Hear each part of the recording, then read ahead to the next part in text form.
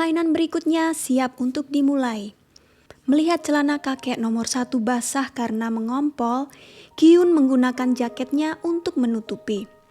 Saat menaiki tangga warna-warni, para pemain melihat mayat pemain 111 dan beberapa staf korup lainnya digantung di atas. Sebuah suara terdengar. Staf Squid Game minta maaf karena sempat terjadi korupsi dalam proses permainan ini, tapi semuanya telah diselesaikan. Doksu tentu saja tidak senang karena pemain 111 tidak bisa lagi membocorkan rahasia tentang permainan berikutnya. Memang aturan Squid Game ini sangat brutal, tapi ternyata para penyelenggara sangat mementingkan keadilan, meskipun dengan cara yang tidak manusiawi. Juno yang sedang bersembunyi mendengarkan panggilan telepon frontman dalam bahasa Inggris. Dia meyakinkan atasannya bahwa semuanya akan berjalan sesuai dengan jadwal. Jelas terlihat bahwa frontman hanyalah pesuruh dari seseorang yang jauh lebih kuat dan berbahaya. Lalu mereka menyebutkan tentang kedatangan para tamu VIP. Siapakah para VIP itu? Orang kaya yang ingin melihat orang miskin disiksa dan dibunuh untuk kesenangan mereka sendiri. Biasanya sih begitu. Bagaimanapun juga, game keempat ini membutuhkan tim yang terdiri dari 2 orang. Ini menyebabkan lebih banyak seksisme, tetapi juga cukup banyak perselisihan karena tidak ada yang mau bekerja sama dengan siapapun yang mereka anggap lemah. Sang-woo meminta Ali untuk menjadi partnernya. Karena dia sendiri sudah pintar, sedangkan Ali kuat. Mereka akan menjadi tim yang sangat solid. Gi-hun sebenarnya ingin berpartner dengan Sang-woo, tapi dia kecele. Se-byok bergabung dengan pemain nomor 240. Ketika akhirnya Gi-hun melihat tidak ada yang mau bermain dengan kakek nomor 1, dia merasa kasihan. Dia juga khawatir kalau kakek akan dibunuh jika gagal mendapatkan partner. Ternyata Minyo adalah pemain yang tertinggal tanpa partner. Dia diseret oleh para staf sambil berteriak-teriak. Kali ini mereka akan bermain kelereng. Menurut kakek nomor 1, dia pintar main kelereng di masa kecilnya. Dia mengatakan bahwa dia dan Gi-hun adalah ganbu, artinya tetangga dekat yang saling mempercayai. Mereka berdua sangat bersemangat sampai aturan mainnya terbongkar. Ternyata para pemain harus bermain kelereng melawan partner mereka sendiri.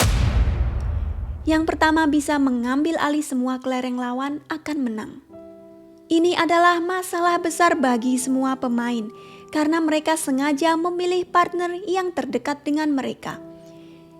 Gi-hun sudah sangat akrab dengan kakek, Sang-woo sudah sangat dekat dengan Ali, bahkan ada partner yang suami istri. Ingat, pemain yang kalah akan ditembak mati. Se-byok dan 240 setuju untuk mempertaruhkan semua kelereng mereka dan bermain sekali saja. Tidak usah lama-lama. Sementara menunggu waktu, mereka bisa ngobrol dan ternyata kedua gadis ini langsung merasa cocok dan bisa berteman. Sang-woo dan Ali bermain ganjil genap, meskipun Ali tidak paham apa itu ganjil genap. Kakek nomor 1 sedang kumat, berlari-lari di lingkungan situ karena mengira dia berada di rumahnya sendiri. Meskipun begitu, dia selalu bisa mengalahkan Gi-hun dalam permainan kelereng. Ali juga selalu beruntung dan menang dalam game melawan Sang-woo. Gi-hun yang selalu kalah akhirnya hanya punya 1 kelereng tersisa. Kemudian suara tembakan mulai terdengar. Se-byok dan 240 tidak menghiraukannya. Mereka asik mengobrol. Sang-woo mulai panik.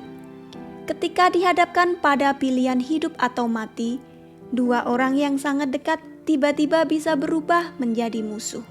Begitulah yang terjadi pada Sang-woo. Dia bilang pada Ali kalau dia ingin mereka berdua sama-sama menang. Tapi dia menipu Ali dan menukar kelereng Ali dengan kerikil. Lalu dia menyuruh Ali untuk memantau keadaan di sekitar. Muslihat Sang-woo ini terasa ganjil dan sebenarnya tidak masuk akal. Karena tidak ada ceritanya permainan ini akan berakhir seri. Tapi Ali percaya saja karena selama ini Sang-woo selalu baik padanya. Ia pergi sebentar, sementara itu Sangu menyerahkan semua kelereng pada penjaga. Katanya, sesuai aturan dia mengambil alih semua kelereng Ali tanpa kekerasan. Dia menang dan berhak keluar dari arena permainan. Gyun bermain ganjil genap dengan kakek yang karena penyakitnya sudah pikun. Kadang-kadang dia lupa dengan jawabannya apakah ganjil atau genap. Dan Gyun memanfaatkan hal ini. Dia mengubah jawaban untuk memenangkan permainan. Ini momen yang sangat sedih dan sekaligus mengecewakan. Ternyata karena saking takutnya mati, Gyun sanggup menipu kakek nomor 1. Pemain 240 akhirnya mengungkapkan namanya, yaitu Ji-young, saat dia dan Sebyok sudah bersiap untuk bermain. Mereka akan bertanding untuk melihat siapa yang bisa melempar satu kelereng paling dekat dengan dinding. Kalau ada pemain yang sanggup mengorbankan orang terdekat mereka demi bertahan hidup, ada juga orang seperti Ji-young yang rela mati. Dia menjatuhkan kelereng di dekat kakinya sendiri, mengalah demi Sebyok. Katanya dia tidak punya alasan untuk menang, sedangkan Sebyok masih memiliki keluarga di Korea Utara. Harga dari pengorbanannya ini, Ji-young pun ditembak mati. Ali menemukan bahwa kelereng di dalam kantongnya adalah kerikil yang diselipkan oleh Sangu. Untuk itu, ia harus ditembak mati. Kakek nomor 1 akhirnya mengusulkan bahwa dia dan Gyun membuat satu taruhan terakhir, di mana mereka akan mempertaruhkan seluruh kelereng mereka. Dia juga mengungkapkan bahwa sebenarnya dia tahu bahwa Gyun telah menipu dia untuk mengambil kelerengnya. Gyun terperanjat, tapi kemudian kakek memberikan sisa kelerengnya yang terakhir sambil mengingatkan bahwa mereka adalah ganbu. Dan ganbu selalu berbagi. Dia senang ikut di dalam game ini dan telah menemukan teman sejati.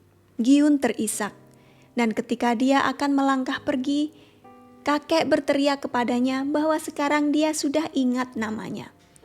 Oh Il-nam.